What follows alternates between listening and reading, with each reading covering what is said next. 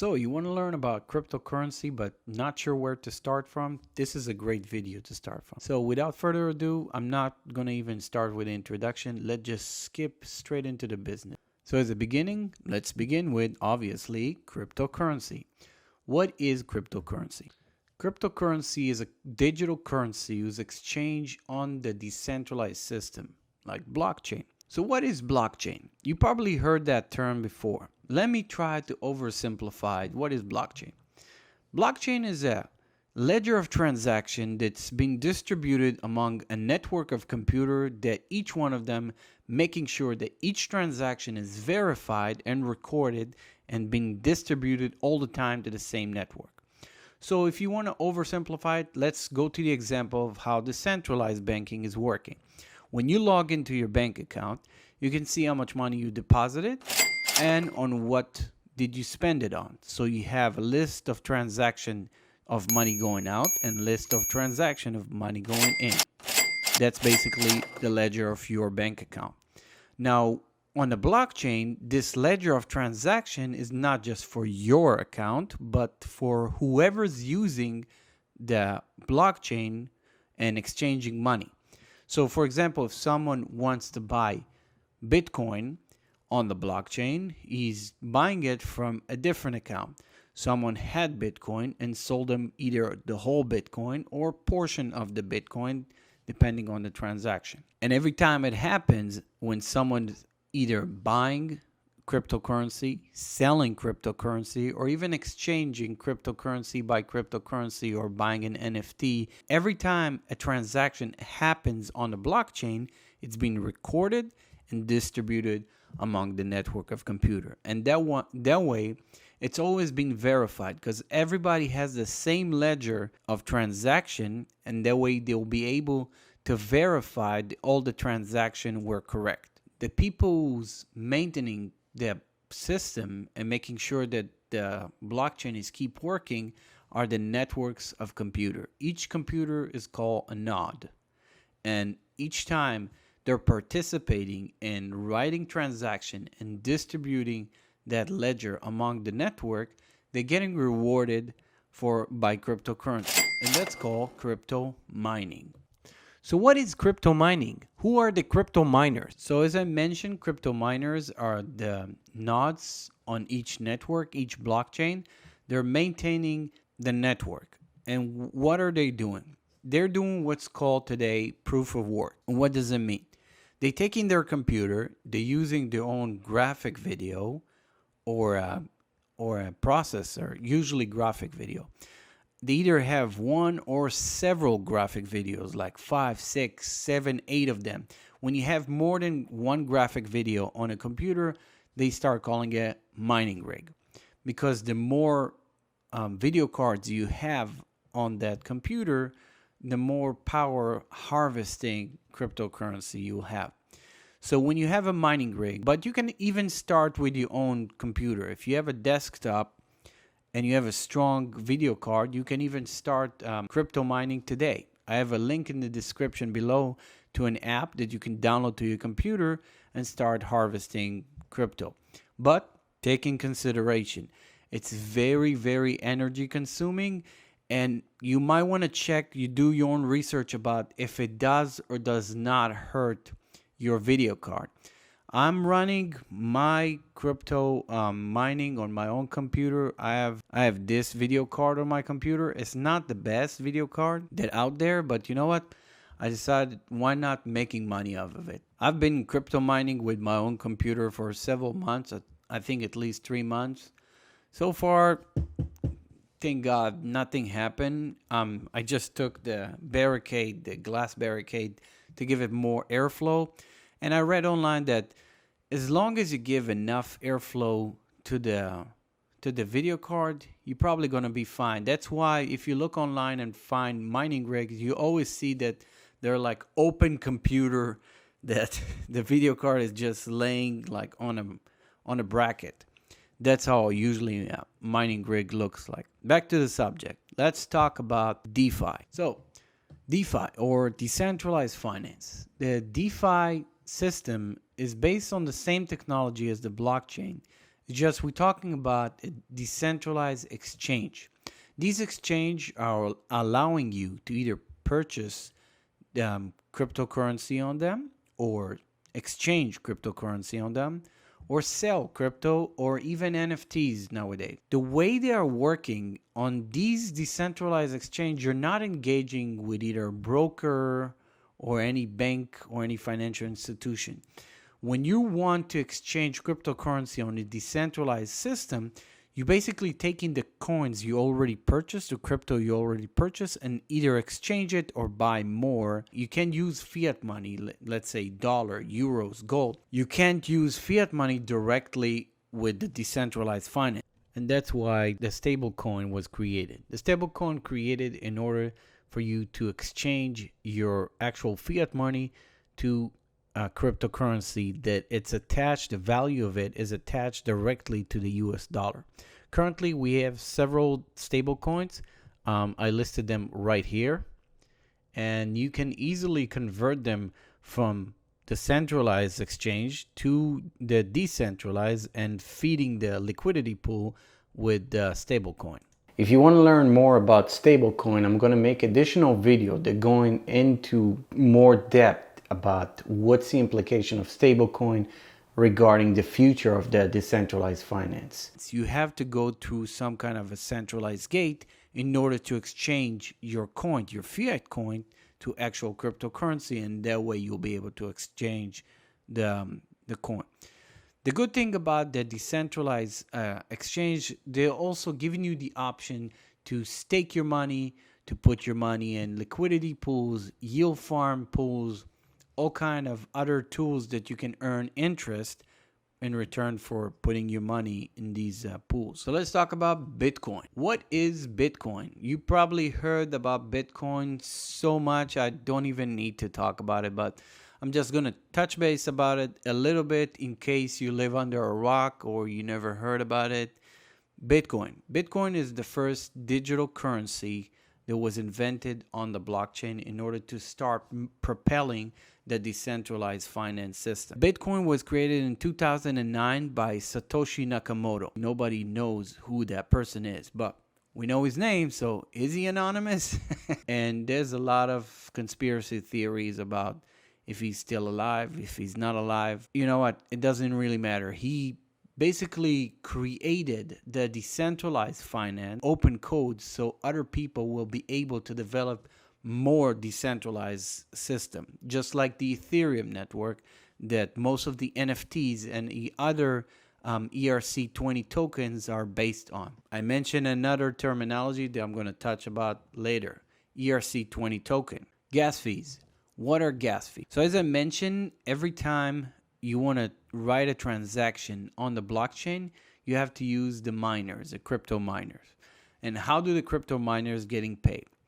So essentially, every time you want to make a transaction on the blockchain, you have to pay some certain amount of gas fee, call it transaction fee, in order to write down the code on the blockchain, upload it to the blockchain, and distribute it among the network of computers that holding the same ledger of transaction. That process, the longer the code you want to write, the more gas fees it will require. The way that the miner is earning the crypto is part of the gas fees is going to their pocket as reward, and some of it is just getting burned. In many cases, the gas fee is not really just a transaction fee, a few dollars here, a few dollars there. You're not talking about $4 or $5. You're talking about sometimes can reach to $40, $50, even $200 per transaction.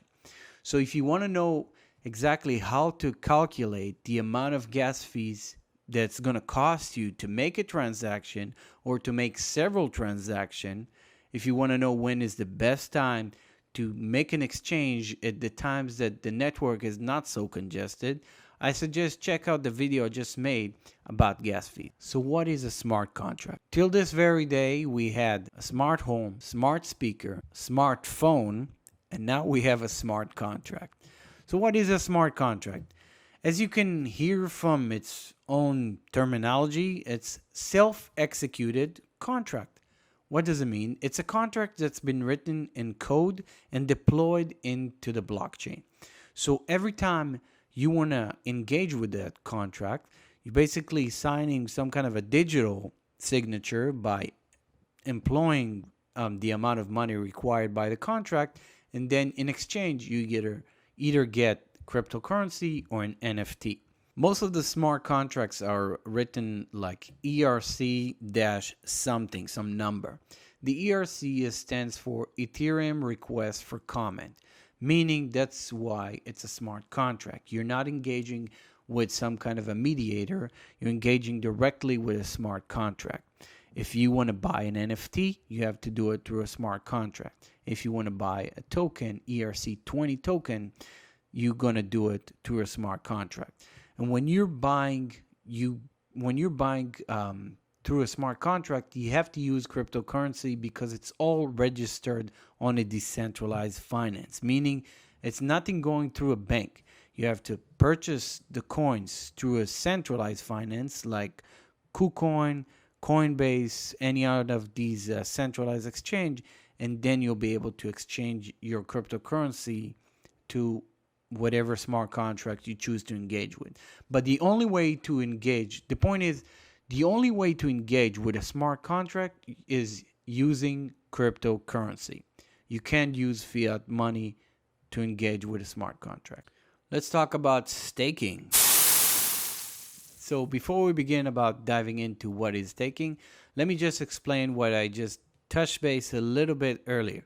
I talked about proof of work. So one thing I forgot to mention is why do we need proof of work and proof of stake? So the reason is very simple.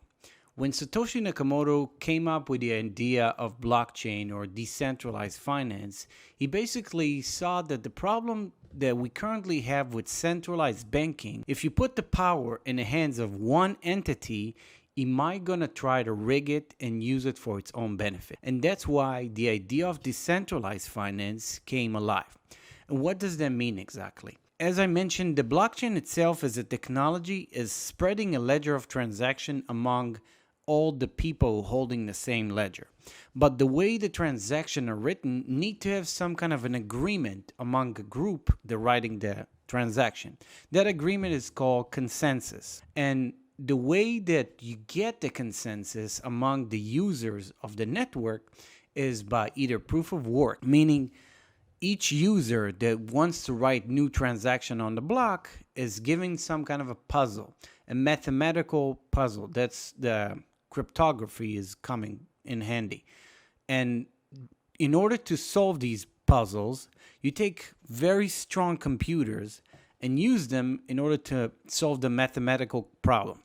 Now, think about it as a competition. If you would play a guessing game with your friend would tell you, guess what number I'm thinking about. Now, it's not a regular number from 1 to 10.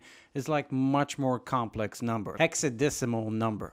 If you don't know what's a hexadecimal, I'm going to talk about it a little later. But for example, I'm thinking about a specific number, at least 16-digit number. Guess what it is. So each one of your friends is going to try to guess the closest number to what you're thinking of. Now, that's basically the competition that the computers game, but in much more complicated and massive way. As I mentioned, hexadecimal number. It's a number that's combined from letters from numbers from 1 to 9 and letters from A to F. So it's a bit more complicated in order to understand what exactly the number. That's basically the mathematical quiz that the nodes are needed to prove that they actually can solve in order to write transaction on the block. Now, a lot of blockchains try to solve the problem of who is going to be writing the new transaction on the block by, instead of just giving the consensus for one entity, they're going to try to vote someone else from the network every time. The person who's been chosen to write new transaction on the block is considered a validator. Every blockchain chose different consensus mechanism in order to choose who's going to be the validator for their net. So in the Bitcoin is working on proof of work. It's basically whatever computer or user using solving the mathematical problem fastest, he's the one writing the transaction and he's getting reward by mining, is getting reward by crypto. That's the actual functionality of mining crypto. And other blockchains like Polkadot, they voting who's going to be the validator. The other consensus mechanism is staking, proof of stake, meaning let's say you have at least 30 Ethereum. You wish, but let's say you have 30 Ethereum. You decide to stake your Ethereum, and I think if you have at least 20 or 45 Ethereum, you're getting the status of a validator. Now, there are several validators that are validating transaction, and they're always randomly switching between them. But in order to become a validator and earn interest and rewards, you need to stake your money. So that's the other mechanism that they thought about what will be a good solution.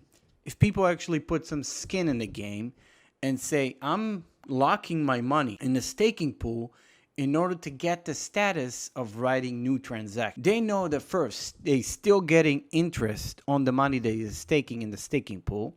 Second, when they're validating transaction, they're helping the network to keep rolling, and they still earning more crypto. In the Ethereum specifically, the miners currently, after the London update, the EIP 1559, they try to eliminate in order to deflate the circulation of the coin. So basically, every time a miner is writing a transaction or a validator is writing the transaction on the blockchain, is basically taking the tip that he's receiving from whoever's purchased or did a transaction on the network, and the rest of the Ethereum that he uses is just burning out. That way, it will keep the liquidation, the circulation of Ethereum and the Ethereum network very low in order to keep the price up. I know it's a bit more complicated concept, proof of work, proof of stake. Let's say, for example, in Solana, the way that the validating consensus mechanism is working is called proof of history. They took, for example, if you look in their video that I added right here, they took the example of proof of history. And what does it mean? They said, just the way you can see the chemical reaction of two elements combining together. Let's say you put a drop of acid in like another element that's reacting to it, you can see how long it took the acid to spread. So it's basically like a process. You look at several pictures in order to understand what came first and what came later. And that's basically the order of transaction that will save a lot of time and effort to validate the transaction in the right order. Because as you can understand, the whole mechanism of blockchain is based on order of transaction. I gave you the money and you gave me the money. What came first? So in order to understand what came first, that's why we have some kind of a consensus mechanism, who's writing what transaction and in what order. Now, if you want to learn more about other consensus mechanism, I'll be happy to make another video. I'm also going to attach another article that talks about the current consensus mechanism.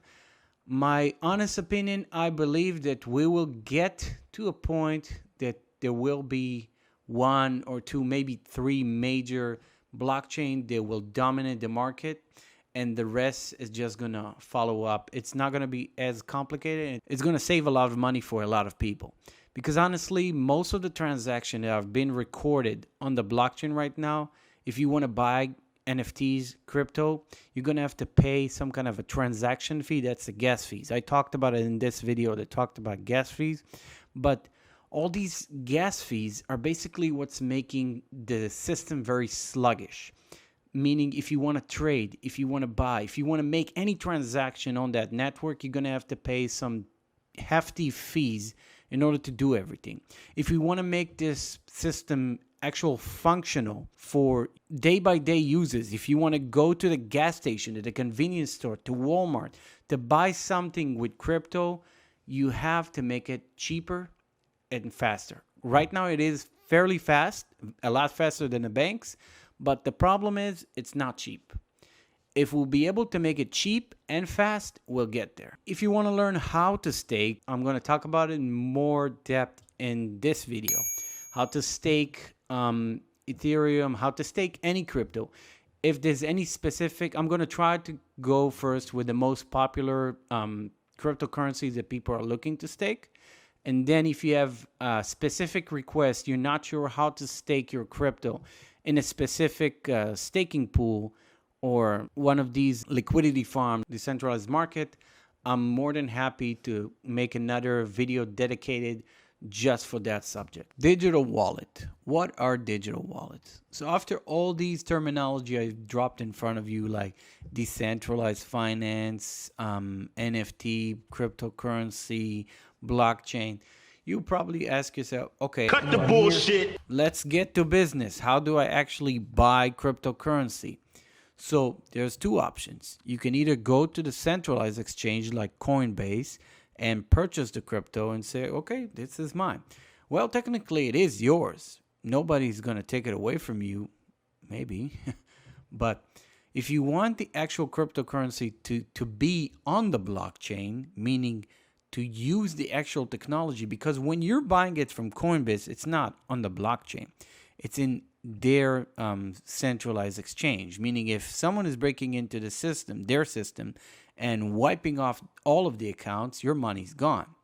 If you want your money to be safe on the blockchain, you have to transfer it to a digital wallet.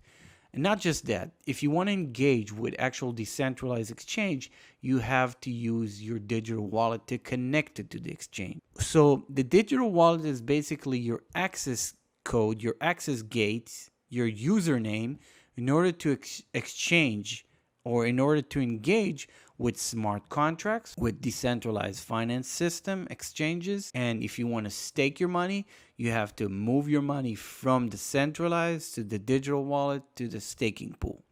You can't just go straight from centralized to staking pool. So all of these actions of staking your money, exchanging your money on a decentralized exchange, it has to go to a digital wallet. So it have to go through the blockchain. That's what I say. When you're buying coin on Coinbase, it's yours. But if you want to stake it, you have to move it to the actual blockchain. One more thing.